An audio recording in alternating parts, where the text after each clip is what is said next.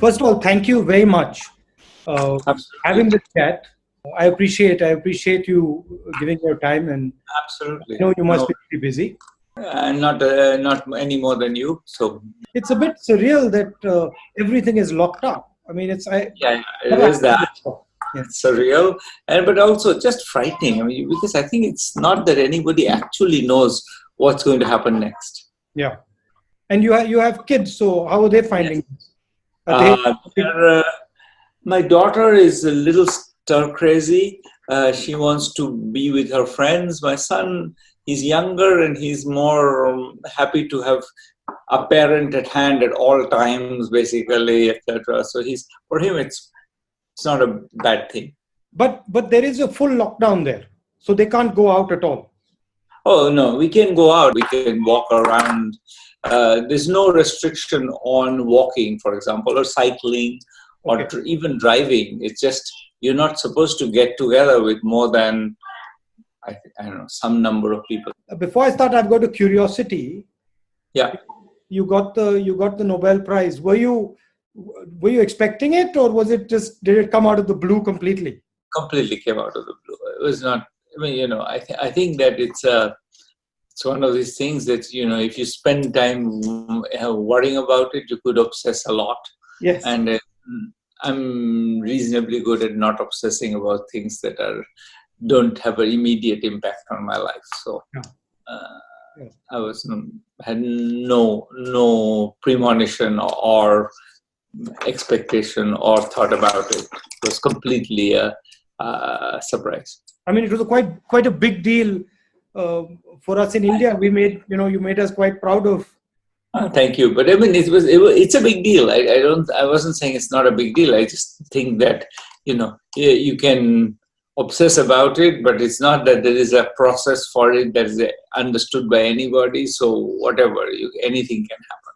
So one of the main things I wanted to discuss with you is the impact of COVID and the lockdown and the economic devastation on our poor people, and how we should be thinking about it. I mean, we've had in India for some time a policy framework, particularly when we were in the UPA, of providing a sort of a floor for poor people, Narega, right to food, etc.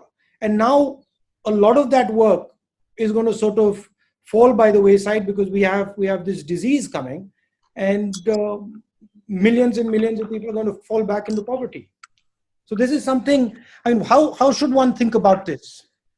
Right. So I think that these are kind of separable in my view, in the sense that I think that the real problem in the very short run is that these, I think, more policies, good policies put in place by the UPA are inadequate. And the government, in a sense, absolutely embraced them. I mean, it was not that there was a particular partisan disagreement there. There was very clear that the UPA instruments will be used for doing whatever it is. I think what is harder to wrap one's head around is what do you do about the people who are not covered by that? And that's a lot of people, the migrants in particular. One of the ideas that was mooted, I think, in the last years of the UPA, but also embraced by the current government, was the idea that the Aadhaar would be made national and therefore would be used for PDS and other things. So the Aadhaar-based claims on PDS would be eligible. You would be eligible for it wherever you are. And that would have been wonderful to have that right now. Sort of looking back, I would say that would have saved a lot of misery, because I think a lot of people would have then gone to the local ration shop and said, here's my Aadhaar. I'm eligible for PDS. I'm collecting PDS in Mumbai, even though my family resides in Malda or Darbhanga or whatever. That's my claim. And so I think the fact that that didn't happen means that there's a bunch of people for whom there isn't really a system. Mhm. And they are eligible to Narega because they're in Bombay. And there's no Narega in Bombay. They're not eligible for PDS because they're not actually residents. Part of the problem in the very short run is that the conceptualization of the welfare structure was based on the idea that anybody who's really not in where they're supposed to be is actually working and is earning an income, and therefore we don't have to worry about them. And that's what's collapsed. And then the question of poverty, it's not obvious to me that if the economy revives, there needs to be a durable effect on poverty. The real concerns are, will the economy revive? And in particular, how does one think through the possible time paths of this disease through that process? I think we should try to be optimistic about the survival of the overall economic well-being of the country. But we need to take the right actions. Lot of these people, they get their jobs from sort of small and medium businesses who are going to have a sort of cash flow problem, and a lot of those businesses are going to go bankrupt because of the shock. So there is also a link between the economic damage that is going to come to those businessmen and the ability of these people to maintain a job. Absolutely. I mean, that's the reason why a lot of us have been saying that we need a stimulus package. Mm-hmm. That's what the US is doing. That's what Japan is doing. That's what Europe is doing. We really haven't decided on a large enough stimulus package. We're still talking about 1% of GDP or something. The US has gone for 10% of GDP. But there's a sense in which I think we have to, the MSME sector, mostly the easier. We have done one thing that I think is wise, which is to kind of put a moratorium on debt payments. I would say we could do more than that. We could even say that the debt payments for this quarter will be cancelled and will be taken care of by the government. So we could do a bit more than that, so that you don't actually have to pay for a quarter where you never pay. It's not just a matter of rescheduling it, just permanently cancel it. We could do that, but beyond that, I think it's not clear that targeting the MSME sector is the right channel. It's more reviving demand, giving money in the hands of everybody so that they go buy in the stores or they buy consumer goods. The MSME sector produces a bunch of stuff that people will want. They've been not buying things. So if they had money, or even if you promise them money, it doesn't have to be that money is right now. If you're in the red zone, we could say, look, whenever it's lifted, we'll have money in your account. You'll have 10,000 rupees in your account and you can spend it. I think spending is the easiest way to revive the economy, because then the MSME people, they get money, they spend it. It sort of has the usual Keynesian chain reaction. So we are talking about some version of Nyay, or a direct cash transfer to the poorest people. Absolutely, a direct cash transfer. Whether it's to the poorest people, that's more debatable. I would argue for a broader, because I think targeting is extremely costly. Yeah, you try to target in this mess. You try to target and figure out who's become poor after their shop was shut for 6 weeks. I don't know how we figure this out. I wouldn't try to figure it out. I would say, bottom 60% of the population, we give them some money. Nothing bad will happen, in my view. That if we gave them some money, well, some of them will not need it, but fine, they'll spend it. And if they spend it, that will have stimulus effect. So the only place where maybe I'm more aggressive than you are in that sentence is that I think I would go beyond the poorest people. So you're talking for a massive priming of the pump up front. So you start up the demand as soon as possible. Yeah, I'm absolutely saying that. I've been saying that for a while, actually. Even before this happened, I've been saying that we have a demand problem. Now we have going to have a bigger demand problem, because it's the usual thing. I have no money. I'm not buying anything because my shop is closed, but then your shop is closed because I'm not buying anything from you. So I think... Sorry. Go ahead. And I think implicit in what you're saying is that you need to do it faster rather than slower. So the faster you do it, the more effective it's going to be. Yeah, so it's going to be.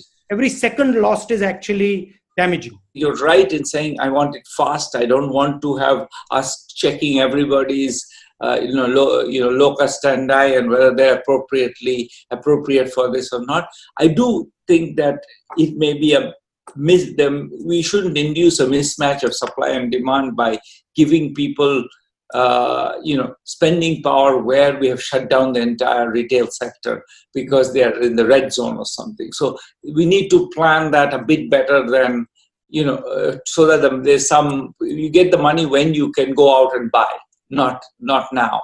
Or you get a promise. You get a promise that you will get the money, so you stop panicking, you stop completely, starving yourself because you want to have a little bit of savings left.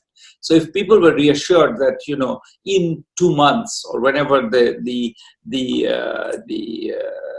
lockdown will be lifted, they're going to have some money in their hands, I think they would be much less worried about it, and they'll be more willing to spend already. And some of them have some savings; they'll spend it. So I feel that we shouldn't necessarily rush into it because there may be places where there's no production right now, there's no supply right now. So putting money in will just burn the money. There'll be inflation. We want to wait for that. But with that caveat, yes, soon. And so the next point is that the sooner you're able to come out of a total lockdown, the better it is. And then you need a strategy for that begins to sort of start up parts of the economy quickly. Otherwise, yes. You've got the money is useless there. Correct. So I think sooner you come out of a lockdown, of course, depends very much on the disease. You don't want to take off the lockdown just when a lot of people are getting sick. So it's absolutely, that's absolutely right. We have to kind of be aware of the time path of the disease in taking that decision. The other thing that is slightly different in India is that the food issue and the scale of the food issue. Yeah. So we have large numbers of people who don't have ration cards. There's an argument being made, just hand out what is in the godams because it's going to get more and more full as the harvests come in. So just move aggressively on that. What do you think of that? We in fact wrote an op-ed with Raghu, Rajan and Amartya Sen saying literally that, which is hand out temporary ration cards to anybody who wants one. In fact, put all other ration cards in abeyance. Just put temporary, anybody wants one, and it's a temporary ration card, lasts for 3 months for now, and maybe renewed for another 3 months if necessary, and honor that. So give everybody a ration card. Anybody walks in, give them one, and use that as the basis for making transfers. I think we have enough stocks. We can keep going for a while. The Rabi crop has been good this time, so we're going to have tons of wheat and rice. So at least wheat and rice we can keep giving out. I don't know whether we have enough dal or not, but I think that the government promised dal as well, and so hopefully we have enough dal and oil and cooking oil. But yes, absolutely, we can definitely do that and should really do that. Give out temporary ration cards to everybody. And what else would you think should be on the sort of the package that the government is thinking about? I mean, we've spoken about small and medium. We've spoken about migrant labor, about the food issue. Any other things that you feel should be on that? I think the last piece of this is just, I think, for the people who, to get cash to people, we really need some machinery. We can't really get cash to people. And people who have the Jan Dhan accounts, they can get the money, but many people don't. And especially, migrants may not have the access to that, etc. So I think we want to also think about what happens to the substantial part of the population that doesn't have access to these things. And probably the right answer is that we should give a bunch of money available to the state governments to try out their own schemes, to be creative in reaching people who are excluded and using NGOs. I think that we have to be willing to take some amount of, mistargeting, malfeasance. Some money will be stolen, but I think if we sit on our hands and say that we don't want to do anything that's going to possibly go wrong, then I think we'll make sure it goes wrong in a sense. There is a balance between the centralization and the decentralization aspects. I mean, it's true that each state has its own nuances. Kerala is doing something completely different. Uttar Pradesh is doing something completely different. But then the central government also has a particular role that they have to play. And there's a tension I can see between these two ideas. You're completely right that this is a tension, and clearly the migrant movement question cannot be handled by a state government. It's a little bit odd that it is being handled so much bilaterally that, in a sense, I feel that that's a problem, because this is a place where you don't want to decentralize, because you want to actually aggregate the information. If this is a population of people who are very infected, you don't want them to be moving through the whole country. And so I feel that that's a place where we should have tested people before they're allowed to board a train or something. Yeah. So that's a central question. Yeah. That's something that only a federal government can do, is tell the government of UP that you cannot just bring your migrants home. Conversely, I think the question of how to serve migrants in Bombay city is the Maharashtra government's problem, and not, or the Bombay city municipality's problem. And you can't have the federal government resolving that. So I think that you're exactly right. But I mean, what's your thought on that? Right now, it seems like we are sort of it seems like it's something that can't possibly be resolved. In the longer run, I think we need to think of, institutions which are more robust in that way. But right now, I don't see what we can do about it. I mean, I feel that you have to create option value. So decentralizing as much of it as possible, which they can handle at the local level, is, in my view, a good thing. So the tendency should be to sort of parcel out things that can be managed at the district level and at the state level. Of course, there are some things that, district magistrates can't decide about airlines and about, railways and stuff. So I feel that the big decisions should be national. And then even on the lockdown front, leeway should be given to the states. That is, if you want to lock down, you want to understand the nature of your lockdown, you please do your lockdown. So you give option value to the state, and the state can say, okay, actually, I'll do this and I won't do that. And the risk sort of comes on the state, and then they manage it better. That would be how I would think about it. But I think the current government has a slightly different view. They prefer to sort of manage and see the thing and centralize the thing. I mean, there are two perspectives. I don't necessarily think one is wrong and one is right. I veer towards the decentralization.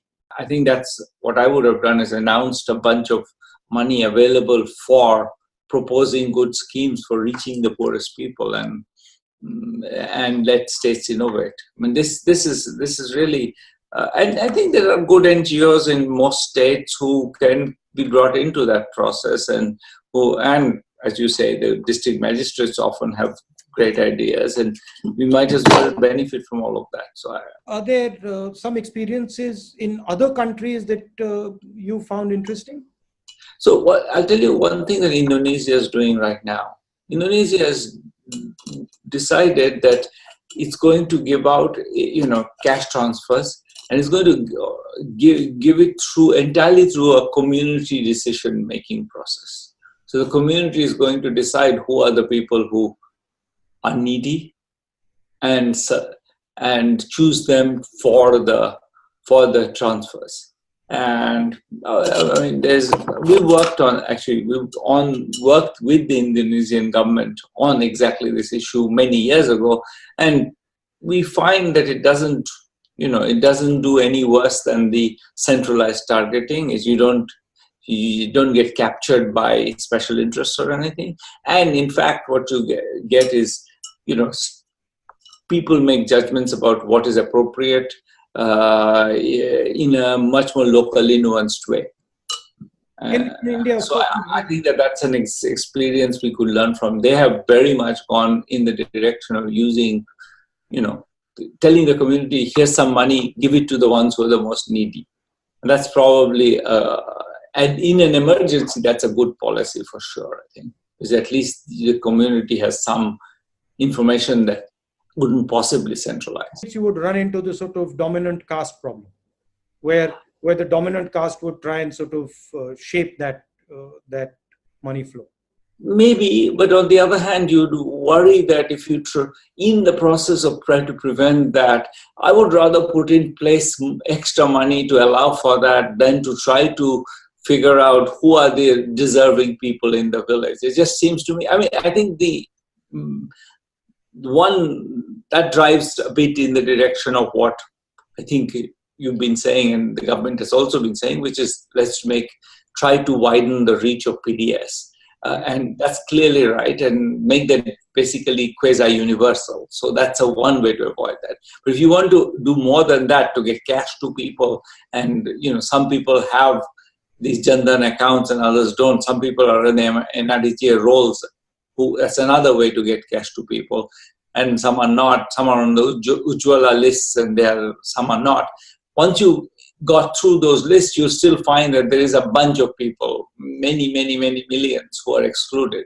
And how do you serve those people? And for that, it's clear that there should be some funds available to some very local authority who can identify those people and serve them. And I don't disagree with you that there might be elite capture of some form or the other. We worried about that a lot in Indonesia when we were working there. In fact, found not much evidence for it, to be honest. I think we'll have to sort of take a chance that some of this will go wrong. But I think if we don't take a chance, we'll surely get it wrong. So be brave, basically. Yeah. Take risks because we are in a bad situation. When you're in dire straits, then I think being brave is the only option, really. Mm-hmm. And how do you see this thing playing out, once the disease washes out 6 months from now, from the poverty aspect? I mean, there's obviously going to be a backlash, economic backlash. There's going to be bankruptcies. How do we sort of think of it in the medium term as opposed to the immediate short term? Right. So that's sort of what we were talking about a little bit before, which is, this question of, I think, a demand shortfall. I think that's there are two concerns. One is how to avoid a chain of bankruptcies. Mm-hmm. And I think maybe writing off a lot of debt is the way to avoid that, as you had mentioned. The other one is a demand shortfall, and getting some cash into the hands of the population is the best way to kickstart the economy. And the US is very aggressively doing that. And this is a Republican administration run by a bunch of financiers, in fact, and they are willing to do it where we should be willing. I mean, this is not run by like a bunch of socially minded liberals. It's run by people who used to work in the financial sector, but they've decided that just for economic survival of the economy, we need to pump money into people's hands. And I think we should take a cue from that. This is also changing the sort of balance of power in the world to an extent. That is also pretty clear. Yeah. How do you think about that? I think that both of them are right. I'm very worried for countries like France and Italy, which